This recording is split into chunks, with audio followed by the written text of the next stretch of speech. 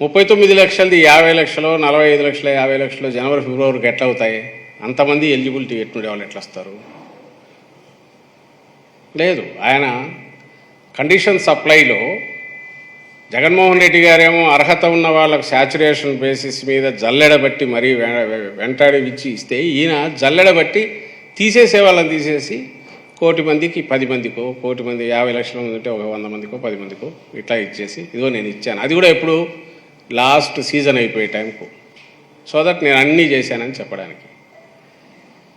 ఇంత ఓపెన్గా బ్లాటెంట్గా బరి తెగించి కంటిన్యూస్గా నేను మోసం చేయగలను అనుకోవడంతో పాటు 2-3 సార్లు మోసం కూడా చేశాడు కాబట్టి మళ్ళీ ఆ ధీమా పోయినట్లే అనుకుంటే నాకు ఈరోజు ఇది కనిపించింది. ఎక్కడ 1 కోటి మందికి ఉపాధి అని. ఎప్పుడు ఇది? 1999లో. దీంట్లో కూడా ఉంది 5 ఏళ్లలో 35 లక్షల ఇళ్ళట. 99 ఇది ఈనాడులో బ్యానర్. అప్పుడు రామోజీరావు ఈయన తీసుకొచ్చి కూర్చోబెట్టినాడు. ఎన్టీఆర్ను పొడి చేసి ఫస్ట్ ఎలక్షన్స్ 4 ఏళ్ళు ఎన్టీఆర్కి వచ్చిన పదవి తను అనుభవించి 99లో ఫస్ట్ టైం వచ్చినప్పుడు 1 కోటి మందికి ఉపాధి, 35 లక్షలకు ఇళ్ళు, 35 లక్షల ఇళ్ళు కట్టించాడా? ఈయన లెక్కలుగా చూస్తే ఈ వేళకు అసలు రాష్ట్రంలో జగన్మోహన్ రెడ్డి గారు అసలు 14-19 మధ్య ఈయన నేను కట్టించాను చేశానంటే నిజమైతే 31 లక్షల ఇళ్ల స్థలాలు ఇవ్వాల్సిన అవసరం ఏమొస్తుంది జగన్మోహన్ రెడ్డి గారికి? It's the question of common sense కదా. ఈరోజు 66 లక్షల మంది పెన్షన్లు ఎందుకు ఉంటాయి నిజంగా ఇతను సరిగా చేస్తే? అంటే ఈయన చెప్పిన సూపర్ 6 అనేది 60,000 మందికో 6 లక్షల మందికో డిపెండింగ్ ఆన్ దాన్ని బట్టి పథకాన్ని బట్టి కొంతమందికి అప్లై చేసి తుత్తుతో చల్లేసి ఇదిగో నేను చేశానని చెప్తారు. ఈనాడులో బ్యానర్ హెడ్డింగ్లు వస్తాయి, జ్యోతిలో వస్తాయి, వాళ్ళ మీడియాలో వస్తుంది, చేసేసినట్టు చూపుతారు. అది ఇప్పుడు 4 ఏళ్ల తర్వాత.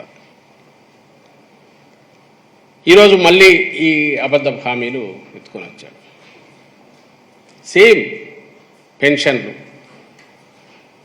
3,000 రూపాయలు. జగన్మోహన్ రెడ్డి గారేమో ఇంకో పక్క ఆయన ఆ రోజు అన్నది రాగానే చేసిండొచ్చు 3,000 రూపాయలు, కానీ ముందే చెప్పాడు దశల వారీ గారి. ఎందుకు?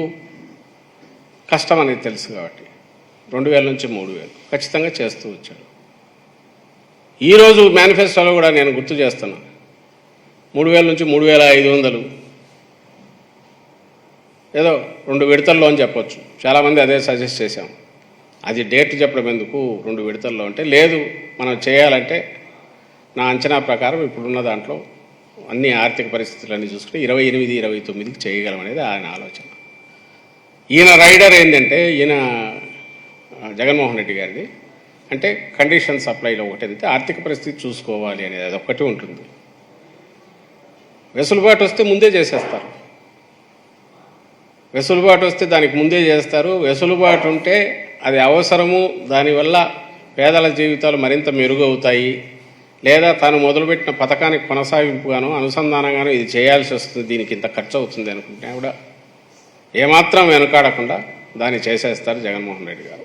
మిగతా లక్షల కొల్లలు కనిపిస్తాయి. ఎడ్యుకేషన్కి సంబంధించి నాడు నేడు కింద అన్ని వేల కోట్లు పెట్టి 17,000 కోట్లు పెట్టి చేసిన, వైద్యంకు సంబంధించి ఆరోగ్యశ్రీ ఎక్స్పాండ్ చేయడంతో పాటు గవర్నమెంట్ హాస్పిటల్స్ వాటి భాగంలో 17,000 కోట్లు పెట్టినా, ఈరోజు 17 మెడికల్ కాలేజీలు ఇవి తీసుకొచ్చి కడుతున్నా. అలాగే 8వ క్లాసు వాళ్ళకు ట్యాబ్ ఇచ్చిన, లేదా బైలింగల్ టెక్స్ట్ బుక్స్ ఏదైనా సరే నేమ్ ఎనీథింగ్ అవన్నీ మేనిఫెస్టోలో లేవు. అమ్మఒడి కింద చెప్పిన 15,000 అది ఇచ్చేసి ఇంకేం నాకెందుకని చేతులు దులుపుకోవచ్చు. కానీ ఒక్కదానివల్ల ఉపయోగం ఉండదు. ఇవన్నీ చేస్తేనే దీని పర్పస్ సర్వ్ అవుతుంది అనుకుందరు, ఇది చేస్తూ వచ్చాడు. ఇది జగన్మోహన్ రెడ్డి గారి లక్షణం. అలాగే ఇప్పుడు పెన్షన్ కూడా అప్పుడు ఇవ్వగలమని అనుకుంటున్నాడు. అనుకోని విధంగా ఆర్థిక వ్యవస్థ బాగా పుంజుకొని మరింతగా ఆదాయం పెరిగితే మేబీ ముందు కూడా ఆయన చేయొచ్చు. దీనికి ఒకరు చెప్పాల్సిన అవసరంలా. ఎందుకంటే ఆయనకు తెలుసు ఇప్పుడు రైతులకు ఇవ్వాలనుకున్న ఇది కానీ, పేదలు అందులోనూ వృద్ధులు ఎవరైతే అశక్తులో వాళ్ళకిచ్చే దాంట్లో కానీ ఎంత చేసినా తక్కువే. ఆ వర్గాలను పైకి తీసుకురావడానికి, వాళ్ళకు ఆదుకోవడానికి ఎందుకు సమాజం బాధ్యత అది. ఓన్లీ థింగ్ ఇది ఎంత అలవ్ చేస్తుంది మన పరిస్థితి అనేది చూసుకుంటున్నాడు. రైతులు వాళ్ళకు పూర్తి దే డిజర్వ్ ఎంతైనా, ఎందుకంటే వాళ్ళు డిపెండ్ అయ్యేదే రిస్కీ దీంట్లో, ప్రకృతి మీద డిపెండ్ అయ్యి చేస్తున్న సాగు. అందుకే ఏం చేస్తున్నాం, ఆ సాగుకు సపోర్టింగ్ సిస్టమ్గా డెవలప్ చేయాల్సినవన్నీ చేశారు.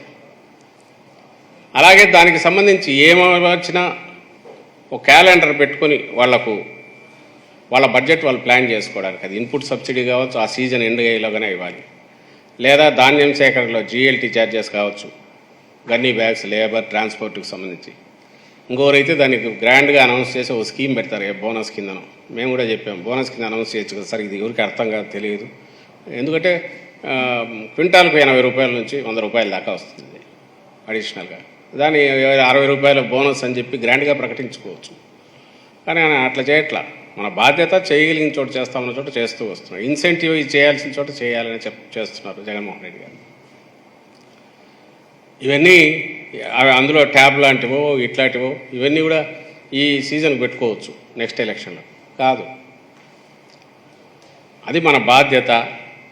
ప్రతిదీ మేనిఫెస్టో అనేది చేయగలిగినవి బ్రాడ్గా, వాటి వల్ల ఆయా రంగాల్లో ఆయా సామాజిక వర్గాలకు ఒక విస్తృతమైనది, ఒక డెప్త్, ఒక ఆలోచన, ఇంతవరకు మనకు సపోర్ట్ గవర్నమెంట్ ఇస్తుందని అంటే వాళ్ళ ఎక్స్పెక్టేషన్స్ కానీ వాళ్ళు చేయాల్సినవి చేసుకుంటుంటారు. ఆ తర్వాత మిగిలిందంతా it is our duty, governments duty అనుకునేది జగన్మోహన్ రెడ్డి గారి తత్వం.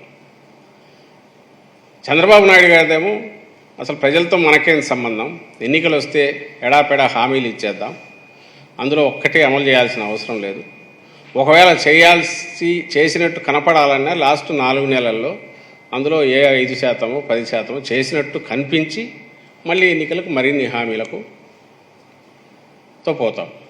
అంటే ఈ తత్వం ఏదంటే, అసలు మోసగించబడడానికి ఎవరైనా ఉంటే కదా మనం మోసం చేయగలము. అందువల్ల అలాంటి వాళ్ళు అట్లే ఉండాలి, మనం మోసం చేస్తూనే ఉండాలి, అబద్ధాలు చెప్పి అబద్ధ హామీలు ఇచ్చేది చంద్రబాబు నాయుడు గారి తత్వం.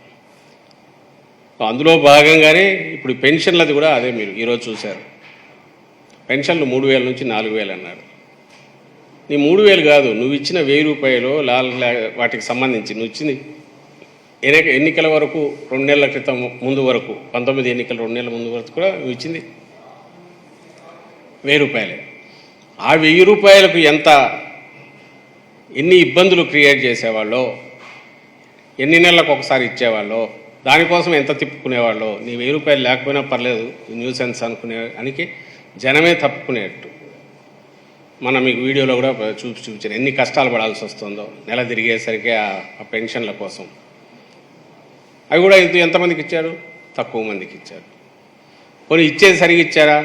వాళ్ళ ఆత్మగౌరవం దెబ్బతినకుండా, ఆత్మాభిమానం దెబ్బతినకుండా వాళ్ళకి ఇచ్చారా? పెద్దవాళ్లకు అందరం వాళ్ళ ఆశీస్సులు కోరాలి. పెద్దవాళ్ళది సమాజానికంతా వాళ్ళ కష్టంతో సమాజాన్ని ఇంతవరకు తీసుకొచ్చిన ఆ పెద్దలు, శ్రమ మీద డిపెండ్ అయ్యి ఇప్పుడు శ్రమ చేయడానికి శక్తి కూడా లేని వాళ్ళు, సమాజం అండగా ఉండాల్సిన ఆ వృద్ధులను వాళ్ళతో ఆడుకున్నాడు, ఇప్పుడు ఆడుకుంటున్నాడు. పేరుకి ఇక్కడ 4000 అన్నాడు. ఇంకో పక్క అవి వాళ్ళకు రావాల్సినవి జగన్మోహన్ రెడ్డి గారు నిజంగా ఎట్లా గౌరవించాలా వాళ్ళను సమాజం అనుకుంటామో ఆ రకంగా వాలంటీర్లను పెట్టి ఇంటి దగ్గరికి ఫస్ట్కి వాళ్ళకి వెళ్ళి ఇచ్చి, ఇంట్లో మన తల్లులను చూసుకున్నట్టు, మన తల్లిని చూసుకున్నట్టు అంత గౌరవంగా జగన్మోహన్ రెడ్డి గారు చూసుకుంటే, ఆ ఉన్న వ్యవస్థను దాన్ని అది తనకు చెడ్డ పేరు వస్తుంది, లేదంటే తన మంచి పేరు అంతా జగన్మోహన్ రెడ్డి గారికి పోతుంది అని ఒక డమ్మీ దీన్ని పెట్టించి ఎన్నికల కమిషన్ కంప్లైంట్ ఇప్పించి, ఆ నిమ్మగడ్డ రమేష్ తన ఏజెంట్ లాంటి నిమ్మగడ్డ రమేష్లతో, టీడీపీ ఏజెంట్ లాంటి కార్యకర్త లాంటి నిమ్మగడ్డ రమేష్ తదితరులతో అదే పనిగా ఒక సంస్థను పెట్టించి దాని మీద ఎడాపెడా లీగల్ బ్యాటిల్ చేసి సుప్రీంకోర్టుకు పోయి ఆ లాయర్లందరూ చంద్రబాబు పెట్టకపోతే వీళ్ళు పెట్టుకుంటారు ఆ రిటైర్డ్ ఆఫీసర్ల వల్ల. వాలంటీర్లను వాళ్ళను వ్యవస్థను పక్కన పెట్టేంత వరకు తోసి, ఏది మన పెన్షన్లకు సంబంధించి ముఖ్యంగా అవి కాక చాలా సేవలు చేస్తున్నారు వాళ్ళు. మొత్తుకొని చెప్పాము, అయ్యా నువ్వు ఈ 2 నెలల్లోనే వాళ్ళు ఇన్ఫ్లుయెన్స్ చేసేది ఏంది, చేసింటే ఇప్పటికే చేసింటారు కదా ఒకటి, ఇంతకంటే ఎక్కువ బెనిఫిట్స్ అందుకున్న వాళ్ళు వాళ్ళే ఇన్ఫ్లుయెన్స్ అయ్యి ఉంటారు కదా, నువ్వు వాళ్ళని ఎట్లా మారుస్తావు, వాళ్ళని కూడా వ్యవస్థలోంచి తప్పిస్తావా? ఈ 66 లక్షల మంది వృద్ధులను కానీ ఇతర బెనిఫిషరీస్ని కానీ అది నీ వల్ల అవుతుందా? అనవసరమైన ఇది సిస్టమ్ను చెడగొడుతున్నావు, మళ్ళీ నువ్వే ఆ పాపం చేసిన వాడు అవుతావు, జాగ్రత్త అని హెచ్చరించాం. అయినా సరే అది వాళ్ళ వ్యవస్థ వాళ్ళ వాలంటరీ వ్యవస్థ వాళ్ళని పక్కన పెట్టేంతవరకు వదల్లా, వెంటబడేసి వాళ్ళని పక్కకు తప్పించినాక అర్థమైనట్టుంది ఇది ఎక్కడో కొడుతుంది అని. ఇమ్మీడియట్ ప్లేట్ మార్చి ఉన్న ఉద్యోగులందరినీ ఇళ్లకు పంపించుకోమని అట్లా మొదలుపెట్టారు. ఆల్రెడీ ఎన్నికల కమిషన్ డైరెక్ట్ ట్రాన్స్ఫర్ చేయండి బ్యాంకులో కానీ ఫస్ట్ ఆదేశంలో ఇస్తే, లేదు సెక్రటేరియట్ల దగ్గర, ఎందుకంటే బ్యాంక్ బ్రాంచ్లు అన్నీ ఉండవు, సెక్రటేరియట్ దగ్గర ఇస్తాం, రాలేని వాళ్ళకు ఇళ్ల దగ్గరికి పంపుతామని గవర్నమెంట్ సిస్టమ్. అది కూడా ఇప్పుడు పొలిటికల్ కంట్రోల్లో ఉండేది కాదు, ఎలక్షన్ కమిషన్ ఆదేశాల్లో నడిచే సెటప్. ఇప్పుడు చీఫ్ సెక్రటరీ గారి ఆధ్వర్యంలో వాళ్ళు అనుకుంటే వాళ్ళను ఏజెంట్ల కింద వేసి వాళ్లకు బ్లాక్మెయిల్ చేసి ప్రెజరైజ్ చేసి మళ్ళీ ఈసీ దగ్గరికి పోయి ఈసారి వాళ్ళు ఖచ్చితంగా మీరు బ్యాంక్ ట్రాన్స్ఫరే చేయండి అని చెప్పి మళ్ళీ ఆదేశం వచ్చేట్టు చేసి, అది వచ్చినాక ఇప్పుడు మళ్ళీ నాలుగు ఖర్చుకొని ఇదేదో మనకు చుట్టుకునేట్టుందని నో నేను కుదరదు బ్యాంకులో ఒప్పుకొని మళ్ళీ రచ్చ చేస్తున్నాను. నీకు అసలు అధికారంలోకి వచ్చే అర్హత కాదు, ఒక రాజకీయ పార్టీగా ఒక పోటీలో ఉండే అర్హత అన్నా ఉందా చంద్రబాబు నాయుడు కానీ ఆ తెలుగుదేశం పార్టీ కానీ? ఇంత చిల్లర వేషాలు ఎవరన్నా వేస్తారా ఒక political party? If you consider your self main ఏమంటాం కాంపిటేటర్ లాగానో అధికారంలోకి రావాలనుకున్న పార్టీ అయితే ఇదే ప్రజల జీవితాలతో ఆడుకునేది ఆట, అందులో వృద్ధుల జీవితాలతో ఆడుకునే ఆట. నీకు తెలియదా దాదాపు 20,000 దాకా సెక్రటేరియట్ ఉంటే అది సులభం అవుతుందా? 7,000 8,000 బ్రాంచీలు ఉన్న బ్యాంకుల దగ్గర సులభం అవుతుందా? నువ్వు వెళ్ళకపోతే అసలు ఈసీ ఎందుకు ఇస్తుంది నీకు? ఇప్పుడు బీజేపీతో కొత్త మిత్రత్వం వల్లనో అక్కడ పోయి ప్రెజర్ తెచ్చారా? వ్యవస్థల్లో నీకుండే ఇన్ఫ్లుయెన్స్ వల్ల ప్రెజర్ తెచ్చారా? లేక నీ గోల భరించలేక ఎందుకు వచ్చిన గొడవలే మీరు ఆల్టర్నేటివ్ ఏర్పాట్లు చేసుకోండి అని వాళ్ళు చెప్పేటట్టు అంత ప్రెజర్ తీసుకొచ్చారా? ఆఖరి పరిస్థితినేమో పెనం నుంచి పొయ్యిలో ఫస్ట్ ఏమో పెనం మీద పడేసినావు, లక్షణంగా ఊరకున్న ప్రాణానికి ఊరేయడం అంటే ఎట్లుంటుంది? దాని నుంచి పెనం మీద పడేసావు, ఆ నుంచి అటు ఇటు ఎత్తేసి పొయ్యిలో పడేసావు. ఈరోజు మళ్ళీ దానికంతా వైఎస్ఆర్ కాంగ్రెస్ పార్టీ బాధ్యులు అని చెప్పి మళ్ళీ దానికి గొడవ చేస్తాం. ఇది ప్రజలు ఎట్లా దీన్ని ఇదవుతారని అనుకుంటున్నారో నాకు అర్థం కావట్లేదు. ఇంక నీ ఇమ్మీడియట్లీ పాత రోజులు గుర్తు రాకుండా ఉంటాయి జనానికి. గతంలో 14-19 మధ్య ఎట్లా చేశారనేది గుర్తురాదా? అండ్ 14-19 మధ్య అట్లా చేసావు. ఇప్పుడేమో 3,000 ఉన్నది 4,000 ఎట్లా ఇస్తావో తెలియదు, 4,000 అని అనౌన్స్ చేసావు. అది కూడా కొన్ని వర్గాలకు మళ్ళీ 50 ఏళ్ళకే అని అది అనౌన్స్ చేసావు. జనం నమ్ముతారని.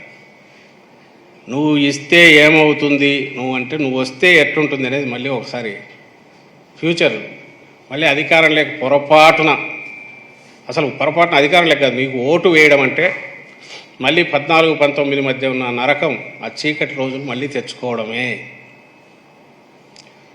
మళ్ళీ పంచాయతీ ఆఫీసుల దగ్గరనో మండల ఆఫీస్ దగ్గరనో ఇంకో దగ్గరనో రేయింబవళ్ళు రోజుల తరబడి వెయిట్ చేసి ఆ వచ్చిన దాంట్లో అరాకొర పెన్షన్లు ఇస్తే ఎలిజిబిలిటీ అర్హత లేదని ఇప్పుడు 66 లక్షలు శాచురేషన్ మనం ఇస్తున్నది 30 లక్షలు 40 లక్షలకు దించుతాడు.